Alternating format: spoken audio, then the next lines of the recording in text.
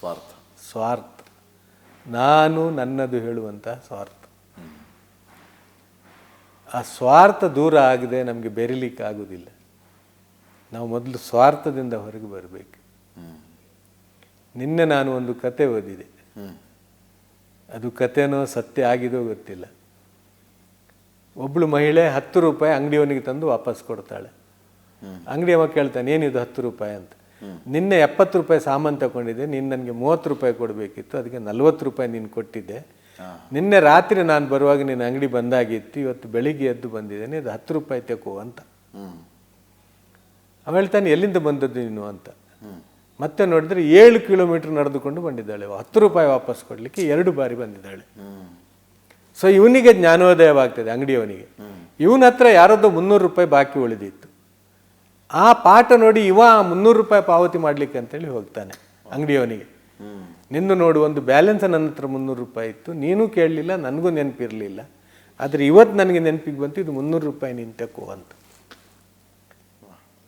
ಅಲ್ಲಿಗೆ ಹೋದಾಗ ಏನಾಗಿದೆ ಅಂತ ಹೇಳಿದರೆ, ಅವನಿಗೆ ಇವನ ಈ ಅವಸ್ಥೆ ನೋಡಿ ಅವನಿಗೊಂದು ಜ್ಞಾಪಕ ಬರ್ತದೆ. ನಾನೊಬ್ಬನ ಹತ್ರ 1 ಲಕ್ಷ ರೂಪಾಯಿ ಸಾಲ ತಗೊಂಡಿದ್ದೆ, ಸಾಲ ತಗೊಂಡು 1 ವಾರದಲ್ಲಿ ಅವ ತೀರಿ ಹೋಗಿದ್ದಾನೆ. ಸೊ ಅದಕ್ಕೆ ಯಾರು ವಾರಿಸುದಾರರು ಇಲ್ಲ ಅಂತೇಳಿ ನಾನು ಅವನಿಗೆ ಸಾಲ ವಾಪಸ್ ಮಾಡಲಿಲ್ಲ. ಬಟ್ ನಾನು ಇವತ್ತು ಆ ಸಾಲ ವಾಪಸ್ ಮಾಡಲಿಕ್ಕೆ ಹೋಗ್ತೇನೆ ಅಂತ. ಅವ ಹೋಗಿ ತಲುಪಿದ್ದು ಎಲ್ಲಿ ಅಂದರೆ, ಯಾರು ಅದು 10 ರೂಪಾಯಿ ವಾಪಸ್ಸು ಕೊಟ್ಟಲು ಹೋದ್ಲ ಆ ಮನೆಗೆ ಹೋಗಿ ಅವ ತಲುಪಿದ್ದಾನೆ. ಸೊ ಅವಳು ಕೊಟ್ಟದ್ದು 14 ಕಿಲೋಮೀಟರ್ ನಡೆದು 10 ರೂಪಾಯಿ ವಾಪಸ್ ಆದರೆ, ಅವಳ ಗಂಡನ 1 ಲಕ್ಷ ರೂಪಾಯಿ ಅವಳ ಕೈಗೆ ಬಂದಿದೆ. ಸೊ ನಾನು ಮಾಡಿದ ಖರ್ಚು ನನಗೆ ಅದು ವಾಪಸ್ಸು ಬರ್ತದೆ. ಇಂಥ ಒಂದು ವ್ಯವಸ್ಥೆ ಈ ಜಗತ್ತಿನಲ್ಲಿ ಉಂಟು. ನಾನು ಯಾರಿಗಾದರೂ ನೀಡಿದರೆ ಅದಕ್ಕೆ ನನಗೆ ಪ್ರತಿಯಾಗಿ ನನಗೆ ಅದಕ್ಕಿಂತ ಜಾಸ್ತಿ ಸಿಗ್ತದೆ ಹೇಳುವಂತಹ ಈ ಸತ್ಯಗಳು, ಈ ವಾಸ್ತವಿಕತೆಗಳು ಈ ಸಮಾಜದಲ್ಲಿ ಕಾಣೆಯಾಗಿದೆ. ದೈವಿಕ ಮಾರ್ಗದರ್ಶನ ಹೇಳ್ತಾರೆ, ದೈವಿಕ ಮಾರ್ಗದರ್ಶನ. ಸೊ ಅದು ಈ ಸಮಾಜದಲ್ಲಿ ಇಲ್ಲ. ಒಬ್ಬ ದೇವನಿದ್ದಾನೆ, ನನ್ನನ್ನು ಸೃಷ್ಟಿಸಿದವನು, ಈ ಜಗತ್ತನ್ನು ಸೃಷ್ಟಿಸಿದವನೊಬ್ಬನಿದ್ದಾನೆ, ಅವನು ನೋಡ್ತಾ ಇದ್ದಾನೆ ಹೇಳುವಂತಹ ಪ್ರಜ್ಞೆ ಜಾಗೃತವಾಗಬೇಕು. ನಾನು ಯಾರು ಅಂತ ಮೊದಲು ನಾನು ತಿಳಿದುಕೊಳ್ಬೇಕು. ನಾನು ಬೇರೆಯವರನ್ನು ತಿಳಿತಾ ಇದ್ದೇನೆ, ಅವ ಯಾರು, ಇವ ಯಾರು, ಇವ ಹೇಗೆ, ಅವ ಹೇಗೆ ಅಂತ.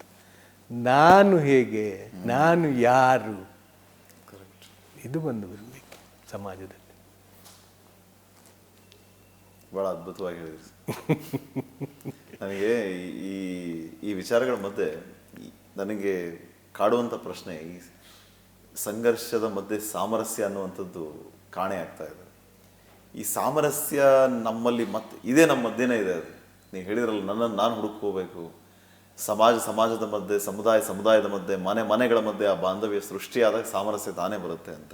ಬಟ್ ಆ ಸಾಮರಸ್ಯನೇ ಕಾಣೆಯಾಗಿದೆ ಸರ್. ಹೇಗೆ ಅದನ್ನು ಹುಡುಕೋದು ಸಾಮರಸ್ಯನ? ಸಾಮರಸ್ಯದಿಂದ ನಾವು ಜೀವನ ಮಾಡಬೇಕು ಅಂತಂದ್ರೆ ನಿಮ್ಮ ಸಂದೇಶ, ಸಲಹೆ ಏನು? ನೋಡಿ, ಮೊದಲು ನಾನು ನನ್ನನ್ನು ಪ್ರೀತಿಸಬೇಕು.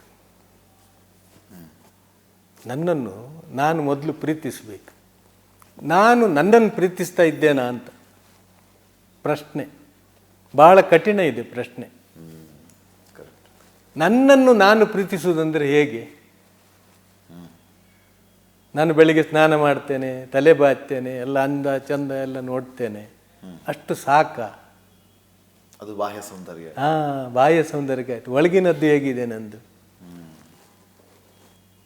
ಒಳಗೆ ನನ್ನ ಒಂದು ಕಬಾಟ್ ಇದೆ ಅಲ್ಲ, ಒಂದು ಚಿಕ್ಕ ಕಬಾಟು, ಅದರಲ್ಲಿ ನಾನು ಏನು ಇಡ್ತಾ ಇದ್ದೇನೆ? ನನ್ನ ಮನೆಯಲ್ಲಿ ಒಂದು ಕಬಾಟಿದೆ.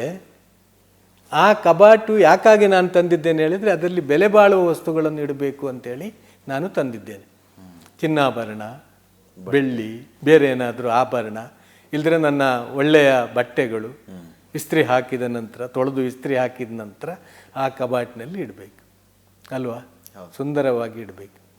ಅಷ್ಟು ಒಳ್ಳೆಯ ಕಬಾಟಿನಲ್ಲಿ ನಾನು ನನ್ನ ಮನೆ ಕ್ಲೀನ್ ಮಾಡುವಂಥ ಹಿಡಿಸುಡಿ, ನಾನು ಊರಿಡಿ ತಿರುಗಿ ಬಂದಂತಹ ಚಪ್ಪಲಿಗಳು, ನನಗೆ ಬೇಡವಾದಂಥ ಈ ಮ್ಯಾಟ್ಗಳನ್ನು ತಗೊಂಡೋಗಿ ಆ ಕಬಾಟ್ನಲ್ಲಿ ಇಟ್ಟರೆ ಏನಾಗ್ಬೋದು?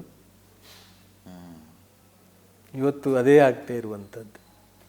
ನನ್ನ ಕಬಾಟ್ ಇದೆ ಅಲ್ಲ, ನನ್ನ ಒಂದು ಮುಷ್ಟಿ ಹೃದಯ ಇದೆ ಅಲ್ಲ, ಅದರಲ್ಲಿ ಸ್ವಚ್ಛತೆ ಇಲ್ಲ, ಅದರಲ್ಲಿ ಸ್ವಚ್ಛತೆ ಇಲ್ಲ, ಅದರಲ್ಲಿ ಪ್ರೀತಿ ಇಲ್ಲ, ಅದರಲ್ಲಿ ಬಾಂಧವ್ಯ ಇಲ್ಲ. ಅದು ಎಲ್ಲಿಂದ ಹುಟ್ಟುವುದು? ನಾಲಿಗೆಯಿಂದ ಬಾಂಧವ್ಯಗಳು ಹುಟ್ಟುವುದಿಲ್ಲ, ನಾಲಿಗೆಯಿಂದ ಪ್ರೀತಿ ಹುಟ್ಟುವುದಿಲ್ಲ. ಅದೆಲ್ಲ ಹುಟ್ಟಿದರೆ ಟೆಂಪರರಿ. ಅದು ಇಲ್ಲಿಂದ ಹುಟ್ಟಬೇಕು, ಇಲ್ಲಿಂದ ಹುಟ್ಟಬೇಕು. ಬಾಂಧವ್ಯ ಪ್ರೀತಿಗಳು ಹುಟ್ಟುವಂಥ ಜಾಗ ಇದು. ಹೃದಯ ಅಂತೇಳಿ ಹೇಳಲಾಯಿತು ಅದಕ್ಕೆ, ಕಲ್ಬ್ ಅಂತೇಳಿ ಹೇಳಲಾಯಿತು ಅದಕ್ಕೆ. ಅಲ್ಲಿಂದ ಹುಟ್ಟುವಂಥದ್ದು ಅದು. ಅದು ರಿಪೇರಿ ಇಲ್ಲ ನಮ್ಮದು, ಅದು ಸರಿ ಇಲ್ಲ ನಮ್ಮದು. ಅದರಲ್ಲಿ ಏನೇನೋ ತುಂಬಿಸಿ ಇಟ್ಟಿದ್ದೇವೆ ನಾವು. ಎಲ್ಲರ ಬಗ್ಗೆಯೂ ಕೂಡ ಅಪನಂಬಿಕೆ ತುಂಬಿಸಿ ಇಟ್ಟಿದ್ದೇವೆ ಅದರಲ್ಲಿ. ಎಲ್ಲರ ಬಗ್ಗೆ ಅಪನಂಬಿಕೆ, ಯಾರ ಬಗ್ಗೆಯೂ ಕೂಡ ನಂಬಿಕೆ ಇಲ್ಲ. ಯಾಕೆ? ನನಗೆ ಅಂತಹ ವಿಶ್ವಾಸ ಇಲ್ಲ ಬೇರೆಯವರ ಬಗ್ಗೆ, ನನಗೆ ಅಂತಹ ಪ್ರೀತಿ ಇಲ್ಲ ಬೇರೆಯವರ ಬಗ್ಗೆ.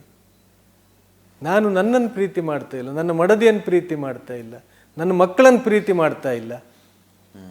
ಇದು ಎಲ್ಲಿ ಕಳ್ಕೊಂಡಿದ್ದೇವೆ ಅಂತೇಳಿ ಹುಡುಕಬೇಕು ಸರ್. ಯಾರು ಇದನ್ನು ನಮಗೆ ದಾರಿ ತಪ್ಪಿಸ್ತಾ ಇದ್ದಾರೆ? ಎಲ್ಲಿಂದ ನಾವು ಕಳ್ಕೊಂಡಿದ್ದೇವೆ? ನನಗೆ ನನ್ನನ್ನು ಪ್ರೀತಿಸಲಿಕ್ಕೆ ಯಾಕೆ ಆಗ್ತಾ ಇಲ್ಲ? ನಾನು ಟೈಮಿಗೆ ಮಲಗುತ್ತೇನಾ? ನಿದ್ರೆ ಒಳ್ಳೇದಂತೇಳಿ ನನಗೆ ಗೊತ್ತುಂಟು, ಆದರೆ ಟೈಮಿಗೆ ಮಲಗುತ್ತೇನಾ? ಕೆಟ್ಟ ಆಹಾರ ತಿಂದರೆ ನನಗೆ ಆರೋಗ್ಯ ಹಾಳಾಗ್ತದೆ ಅಂತೇಳಿ ಗೊತ್ತುಂಟು, ಒಳ್ಳೆ ಆಹಾರ ತಿಂತೇನೆ ನಾನು? ನನ್ನ ಮೇಲೆ ಪ್ರೀತಿ ಇದ್ರೆ ನಾನು ಅದು ಮಾಡಬೇಕಾಗಿತ್ತಲ್ಲ. ಕರೆಕ್ಟ್. ನಾನು ಸಿಕ್ಕಿದ್ದನ್ನೆಲ್ಲ ತಿನ್ನಬಾರ್ದಿತ್ತಲ್ಲ. ಯಾಕೆಂದರೆ ನನ್ನ ಮೇಲೆ ನನಗೆ ಪ್ರೀತಿ ಇದೆ ಅಲ್ಲ, ನಾನು ಯಾಕೆ ಸಿಕ್ಕಿದ್ದನ್ನೆಲ್ಲ ತಿಂತಾ ಹೋಗ್ತೇನೆ? ನಾನು ಬೇಡದಿದ್ದದನ್ನು ತಿನ್ನಬಾರ್ದಲ್ಲ. ನನ್ನ ಹೃದಯದಲ್ಲಿ ಬೇರೆಯವರ ಬಗ್ಗೆ ದ್ವೇಷ, ಬೇರೆಯವರ ಬಗ್ಗೆ ಕೋಪ, ಬೇರೆಯವರ ಬಗ್ಗೆ ತಾತ್ಸಾರ, ಬೇರೆಯವರ ಬಗ್ಗೆ ಕೀಳರಿಮೆ ಇದ್ದರೆ ನನ್ನ ಹೃದಯ ಹಾಳಾಗ್ತದೆ ಅಂತೇಳಿ ನನಗೆ ಗೊತ್ತುಂಟಲ್ಲ, ಮತ್ತೆ ಯಾಕೆ ಅದನ್ನು ತುಂಬಿಸ್ತೇನೆ ನಾನು? ನನಗೆ ಯಾರು ಹೇಳ್ತಾರೆ ನೀನು ಅದನ್ನು ತುಂಬಿಸಿಡಬೇಕು ಅಂತೇಳಿ? ಅಷ್ಟು ಬುದ್ಧಿಮಾಂದ್ಯನ ನಾನು? ನನಗೆ ದೇವರು ಬುದ್ಧಿ ಕೊಡಲಿಲ್ವ? ನನ್ನ ಕಬಾಟಿನಲ್ಲಿ ಏನಿಡಬೇಕು ಹೇಳುವಂಥ ಬುದ್ಧಿಶಕ್ತಿ ನನಗಿಲ್ವ ಸರ್? ಅಷ್ಟಾದರೂ ಒಂದು ಬುದ್ಧಿಶಕ್ತಿ ಬೇಕಲ್ಲ. ಅದು ನನಗೆ ಹಾಳು ಮಾಡ್ತದೆ ಅಂತೇಳಿ ಗೊತ್ತುಂಟಲ್ಲ. ದ್ವೇಷ ಇಲ್ಲಿದ್ದರೆ ನಾನು ಹಾಳಾಗ್ತೇನೆ, ಮತ್ಸರ ಇಲ್ಲಿದ್ದರೆ ನಾನು ಹಾಳಾಗ್ತೇನೆ, ಬೇರೆಯವ್ರ ಬಗ್ಗೆ ಸಿಟ್ಟು ಇಲ್ಲಿದ್ದರೆ ನಾನು ಹಾಳಾಗ್ತೇನೆ, ಬೇರೆಯವ್ರ ಬಗ್ಗೆ ಅಪನಂಬಿಕೆ ಇಲ್ಲಿ ಇಟ್ಕೊಂಡ್ರೆ ಹಾಳಾಗ್ತೇನೆ. ಇದನ್ನು ಶುದ್ಧೀಕರಿಸಿ ಒಳ್ಳೆಯದನ್ನಿಟ್ಟರೆ ನಾನು ಒಳ್ಳೆಯವನಾಗ್ತೇನಲ್ಲ ಸರ್. ನನ್ನಲ್ಲಿ ಅದು ಪ್ರಕಾಶ ಹೊರಗೆ ಬರ್ತದಲ್ಲ.